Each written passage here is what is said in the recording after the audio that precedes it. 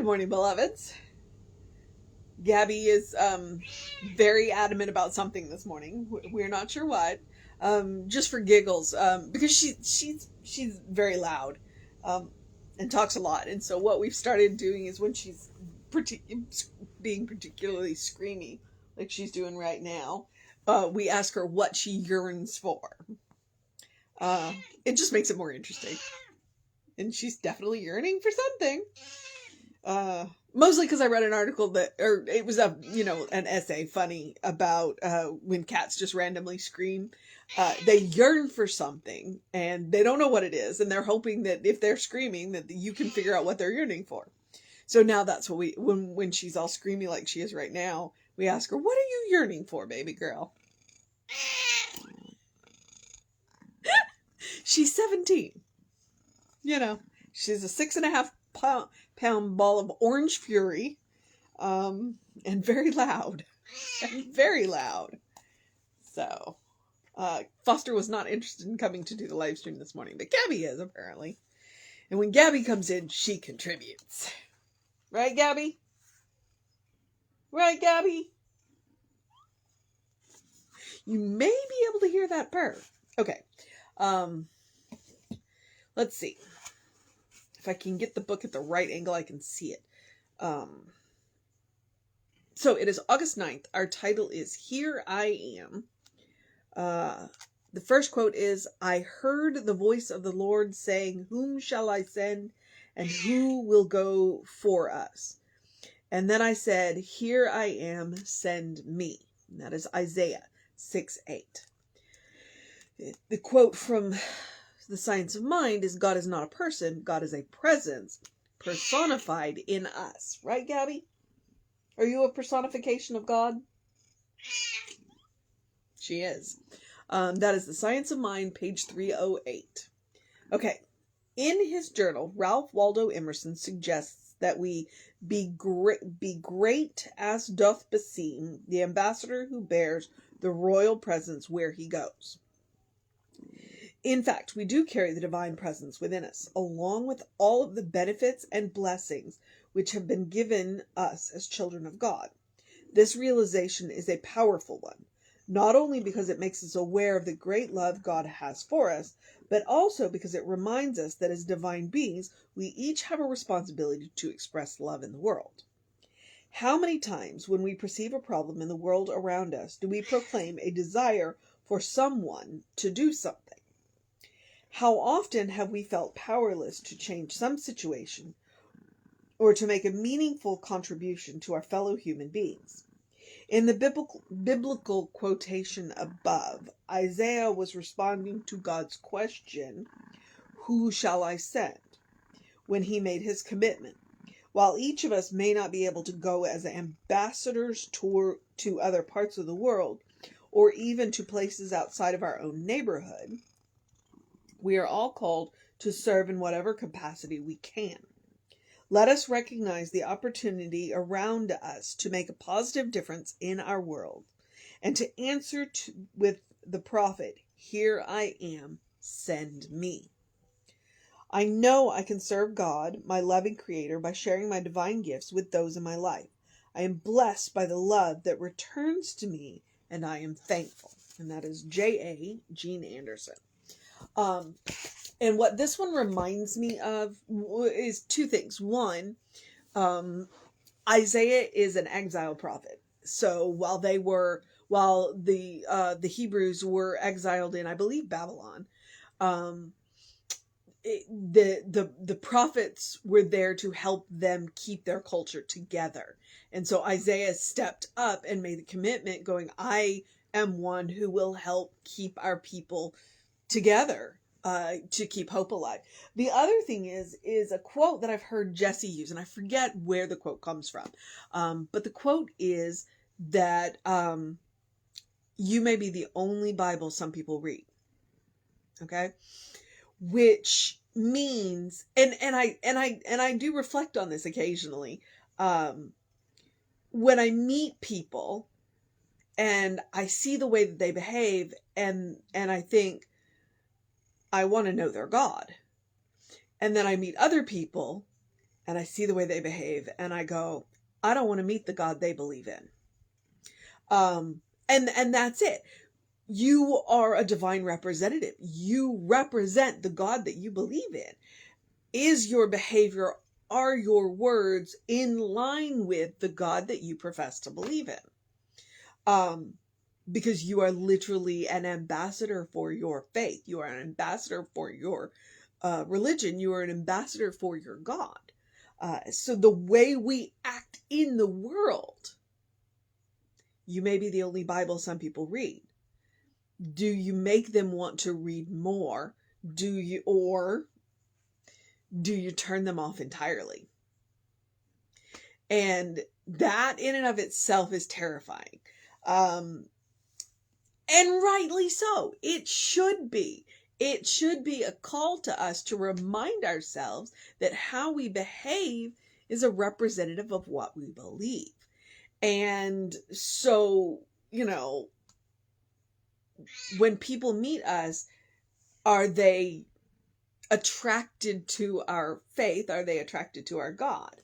And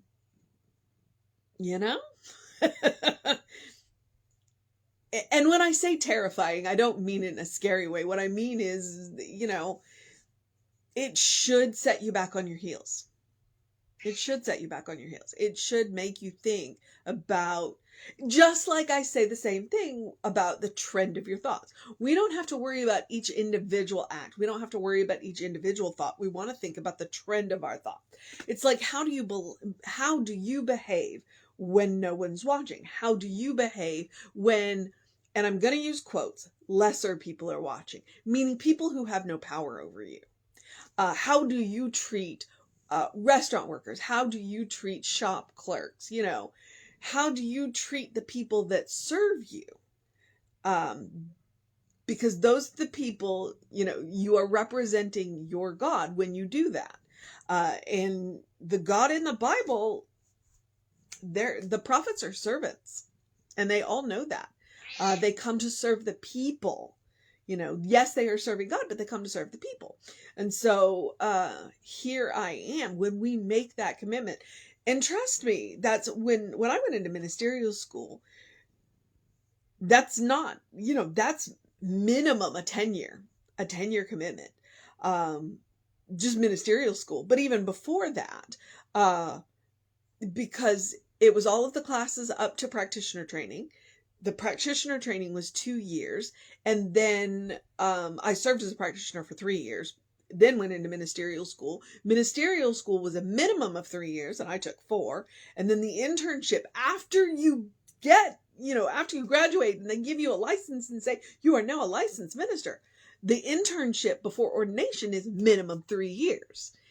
So, you have all of that time to reflect on your behavior, and so the goal is, and that's one of the reasons why I talk about doing something loving for yourself, doing something kind for yourself, doing something compassionate for yourself every day, is because it is about creating those habits, creating those automatic behaviors where, you are, and do not, for any stretch of imagination, think that I am perfect and, I'm not. I have my moments. I was a redhead. I still have a temper. I'm just better at reining it in faster.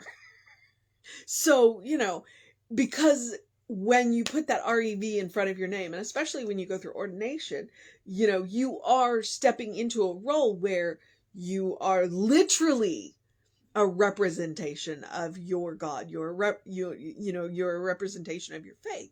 And so here I am. We've made that commitment. But honestly, every one of us have made that commitment by choosing to come here.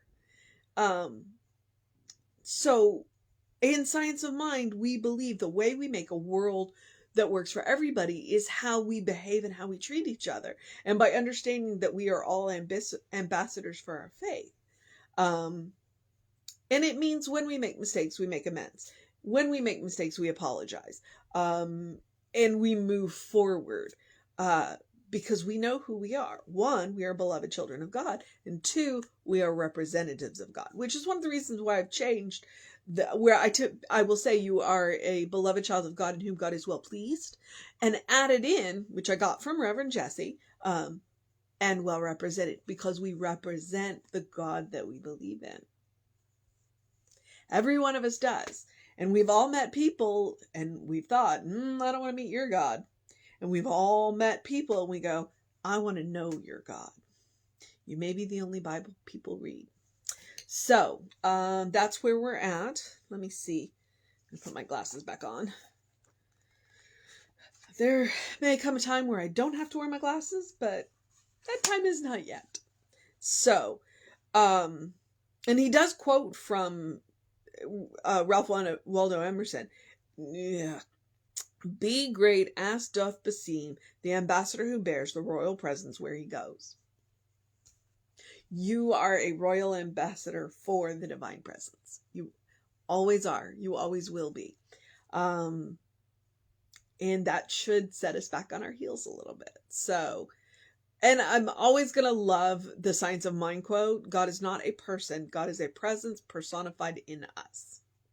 Every living thing is a personification of that divine presence, including the cat who's been, she's finally stopped. Maybe she got what she yearned for. I don't know. She, just like me, is a tiny little presence in that enormous presence, that unlimited presence, of that divine mind, that divine pattern. And, I'm proud to say that she's as much of God as I am. And she's a cat. Just as you are as much of God as anyone else is. And that should both be terrifying and amazing at the same time. I mean, let's look at awesome and awful. It's full of awe. Okay, so the mission today, should we choose to accept it, is let us recognize the opportunities around us to make a positive difference in our world by remembering who we are. We are beloved children of God. Here we are. Send us. That's the mission. All right.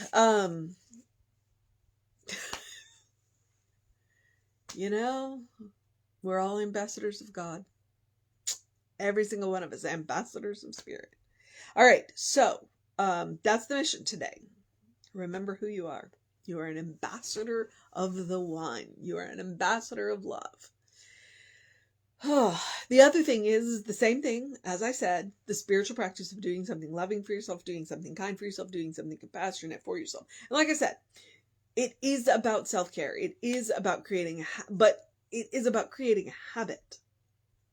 So that your first response, no matter what happens, can be a loving, kind, compassionate response to yourself, to others, so that you create a bank of loving, kind, compassionate. So when you meet people who need a little extra, you can offer them a little extra love, kindness, and compassion. You deserve your own love, your own kindness, your own compassion. You are a beloved child of God, so you practice on yourself. Always, always, always. And then the usual things. Make sure that you do something to engage your mind and your body today. Please drink plenty of water. Get that early in your day bright light. Reset your circadian rhythms. It's science. And open the windows of your soul. Allow the breath of heaven to remind you. You do live in heaven right here, right now. It's all around you all the time. So, and there goes my head. Yeah, no. My eyes. Today's the first day without the eye drop, so I'm just like, okay, I'm a little discombobulated.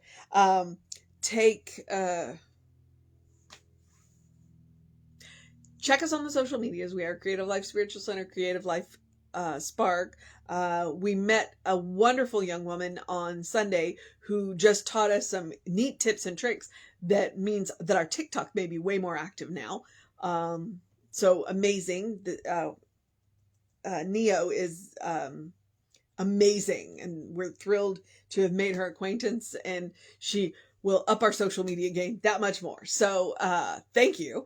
And so check us, Creative Life Spiritual Center, Creative Life Spark. I'm the running Rev Ryan. Depending on these tips and tricks, yeah, I may join the whole TikTok thing too. Yay. Maybe. I'm just distracted today and I'm not sure why. Gabby? No?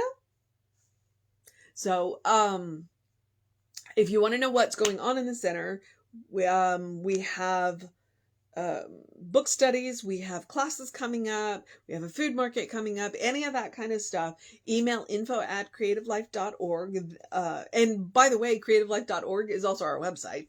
So if you want to know what's going on there, the hot links in the email are hot. They will take you where you wanted to go. And I think that's what I know.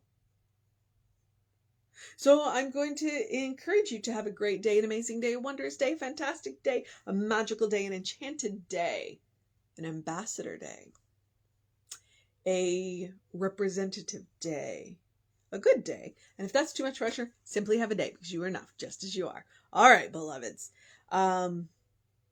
Take care of yourself.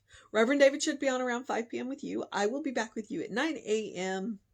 And remember, you're loved. Always. Beloved child of God. So, I will see you next time. Take care.